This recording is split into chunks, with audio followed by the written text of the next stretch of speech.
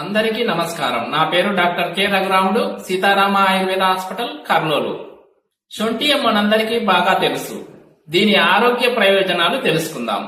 శొంఠి తీసుకోవడం వలన వర్షాకాలంలో వచ్చే దగ్గు, జలుబు, గొంతు నొప్పి లాంటి రోగాలు దరిచేరవు. శొంఠి తీసుకోవడం వలన గ్యాస్ ట్రబుల్, కడుపులో నొప్పి, మలబద్ధకం నివారించబడతాయి.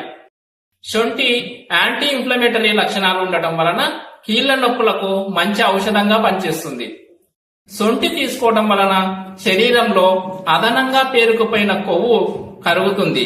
తద్వారా బరువు తగ్గుతారు. గుండె జబ్బులు వచ్చే రిస్క్ కూడా తగ్గుతుంది. శొంఠిని పాలలో తీసుకోవటం వలన ఇమ్యూనిటీ పెరుగుతుంది.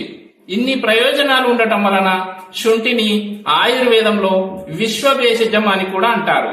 శొంఠిని ఎలా తీసుకోవాలో తెలుసుకుందాం. 2 కప్పులు పాలు గాని నీళ్లు గాని